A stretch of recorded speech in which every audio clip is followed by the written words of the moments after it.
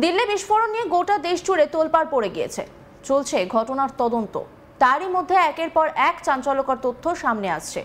সম্প্রতি দিল্লি বিস্ফোরণ কাণ্ডে এমন তথ্য উঠে এসেছে যা নতুন করে ঘটনার মোড়কে ঘুরিয়ে দিয়েছে। তদন্তকারীদের মতে দিল্লি বিস্ফোরণে ভয়াবহ কাণ্ডের সঙ্গে দুবাইয়ে থাকা একাধিক সন্দেহভাজনের যোগসূত্র মিলেছে। আগেই পাকিস্তানের সঙ্গেও যোগ মিলেছে, আর তাতেই একের পর এক প্রশ্ন দানা বাঁধছে। দুবাইয়ে বসে দিল্লি বিস্ফোরণের রিমোট কন্ট্রোল কার হাতে ছিল? দিল্লি বিস্ফোরণ কাণ্ডের মূল অভিযুক্ত মুজাম্মিলকে জিজ্ঞাসাবাদের পর মিলেছে আরও চাঞ্চল্যকর তথ্য। জানা যাচ্ছে সাধারণতন্ত্র দিবসেই বিস্ফোরণের পরিকল্পনা ছিল আততায়ীদের, আর সেজন্য লালকেল্লায় রেকিও করে তারা। এছাড়াও এই বছরের দিওয়ালিতে নাকি জনবহুল স্থানে বিস্ফোরণ ঘটনার মতলব ছিল তাদের, যদিও তা কার্যকর করা হয়নি। তদন্তে উঠে এসেছে মূলত ফরিদাবাদের আল ফালাহ বিশ্ববিদ্যালয়ের বেশ কয়েকজন চিকিৎসক রয়েছে এই নাশকতার নেপথ্যে। জম্মু ও কাশ্মীর পুলিশ একে বলছে হোয়াইট কলার টেরর ইকোসিস্টেম, আর সেই ইকোসিস্টেমের অন্যতম প্রধান সদস্য ছিল উমর নবী। দিল্লিতে যে গাড়িতে বিস্ফোরণ হয়েছে সেই গাড়ির বর্তমান মালিক এই উমর। তার ছবি ধরা পড়েছে সিসিটিভি ফুটেজে। জানা গেছে সুনহেরি মসজিদ থেকে লালকেল্লা মেট্রো স্টেশন পর্যন্ত গাড়িটি চালিয়ে এনে বিস্ফোরণ ঘটানো হয়। গাড়ির চালকের আসনে থাকা ওমরের ছবি স্পষ্ট দেখা গেছে। পুলিশের অনুমান দিল্লি জুড়ে সোমবার ব্যাপক ধরপাকড়ের জেরে খানিকটা আতঙ্কিত হয়ে সন্ধ্যায় বিস্ফোরণ ঘটানো হয়েছে। এখানেই শেষ নয়। অভিযুক্ত ডক্টর আদিল আহমেদ রাদারকে জিজ্ঞাসাবাদ করে নতুন সূত্র সামনে এসেছে, আর সেই সূত্র হলো দুবাই যোগ। ডক্টর আদিল জেরার সময় তদন্তকারীদের জানিয়েছে তার ভাই মুজফর রাদার মাস দুয়েক আগে পাকিস্তান হয়ে দুবাইয়ে যায়। এই তথ্য হাতে পাওয়ার পর তদন্তকারীরা এখন মুজফরের দিকে নজর রাখা শুরু করেছেন, যার সঙ্গে সরাসরি জৈশের যোগাযোগ রয়েছে বলে সন্দেহ। দিল্লি বিস্ফোরণের কেন্দ্রে যে নামটি উঠে এসেছে তা হলো ডক্টর ওমর নবী, আর ইমাম ইরফান আহমেদ ওয়াঘার নামও শোনা যাচ্ছে। জানা গেছে কাশ্মীরের পুলওয়ামার বাসিন্দা উমরের সঙ্গে সোপিয়ানের বাসিন্দা ইরফান আহমেদের কথা শুরু হয়েছিল টেলিগ্রামের মাধ্যমে। তদন্তকারীরা মনে করছেন এই গ্রুপের হ্যান্ডলাররা সদস্যদের সঙ্গে দেখা করেছিল তুরস্কে। মনে করা হচ্ছে তুরস্ক ট্রিপেই গোটা সন্ত্রাসবাদী মডিউল তৈরি ও হামলার ছক কষা হয়েছিল। তুরস্ক থেকে ফেরার পরই এরা ভারতে নিজেদের লক্ষ্য আর সেই লক্ষ্যে কাজ করা শুরু করে দেয়।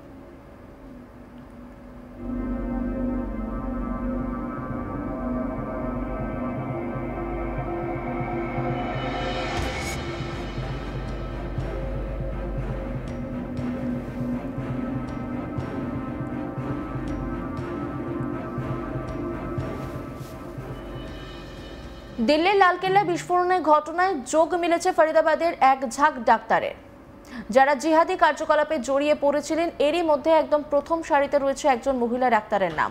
ফরিদাবাদের আল ফালাহ বিশ্ববিদ্যালয় ও মেডিকেল কলেজের ডাক্তার শাহিন সাইদের সঙ্গে এই জিহাদি মডিউলের আর এক ডক্টর মুজাম্মিল শাকিলের সঙ্গে আলাপ হয়।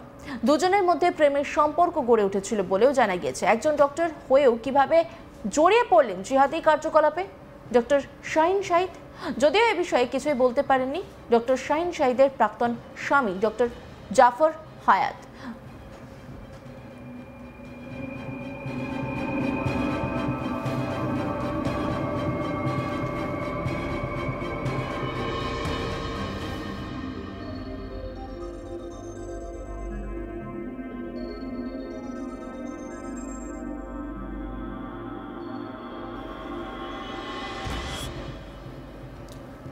জাফর ও শাহিনের বিবাহ বিচ্ছেদ হয়ে যায়। বিয়ের পর শাহিনের মধ্যে সেরকম কোনো পরিবর্তন দেখতে পাননি বলেই জানিয়েছেন তার প্রাক্তন স্বামী। একই সঙ্গে তিনি জানান তার প্রাক্তন স্ত্রীর অনেক উচ্চাকাঙ্ক্ষা ছিল। ডক্টর জাফর হায়াত জানান প্রফেসর ছিলেন শাহিন, তাই হয়তো উচ্চাকাঙ্ক্ষা ছিল।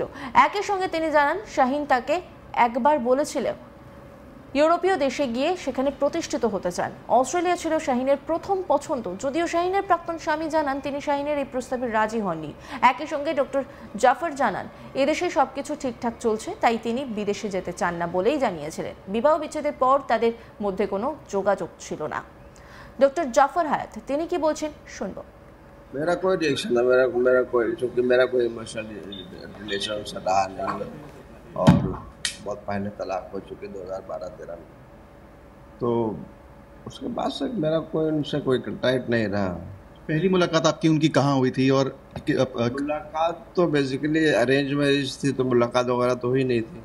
घर वालों ने अरेंज किया था, उसके बाद शादी हुई। शादी के बाद उनके, मैं तो सर्विस में था ही, और उनकी आते ही तुरंत सर्विस, फौरन सर्विस लग गई यहाँ पे medical college, GSV medical college Kanpur में।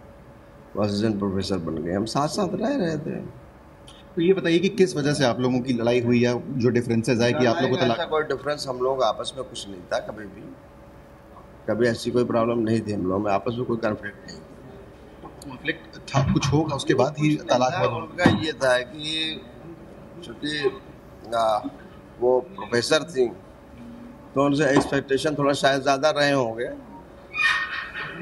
तो इस वजह से वो कई बार, जैसे ऑस्ट्रेलिया या यूरोप की, मेरे से एक बार बात की थी उन्होंने कि यार ऐसा है कि चला जाए उधर, दोनों लोगों को सर्विस इजीली मिल जाएगी और हम लोग आसानी से अच्छे से रहेंगे वहाँ पे।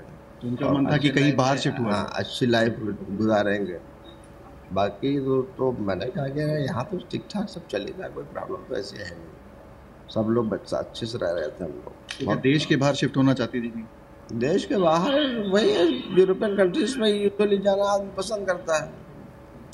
ऑस्ट्रेलिया का उनका इरादा ज़्यादा था, क्योंकि ऑस्ट्रेलिया की उनको अच्छी जगह लगती थी, पसंद थी उनको। अब मेरे जिस से तरीके एक बार की- बात हुई, बहुत डिटेल में कोई बात नहीं हुई है। मुझसे ये कहा कि आप चलना पसंद करोगे, ज़्यादा अच्छा वहाँ पे चांसेस बहुत अच्छे हैं, हम लोगों का अच्छा फ्यूचर रहेगा। मैंने बोला यार यहाँ पे कौन सा बुरा, सब बढ़िया, फर्स्ट क्लास। आप भारत में रहना चाहते थे, वो बाहर रहना और क्या, दूसरी चीज़ के सारे रिलेशन यहाँ पे हमारे हैं। चाहते। ये बताइए कि जो बातें सामने आ रही हैं कि रेडिकलाइज जो है वो किया गया, या जो तमाम इस तरीके की वो गतिविधियों में संलिप्त थी, आप इतने साल साथ में रहे, तब आपको ऐसा कुछ नहीं लगा? बिल्कुल नहीं, बिल्कुल भी नहीं था, ऐसा कुछ भी नहीं था।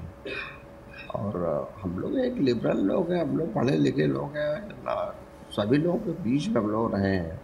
कभी इस तरह कोई ऐसा नहीं था हम लोग, मेरा कोई। সম্প্রতি ভুটানে গিয়ে প্রধানমন্ত্রী নরেন্দ্র মোদী বলেন, এখানে খুব ভারী মন নিয়ে এসেছি।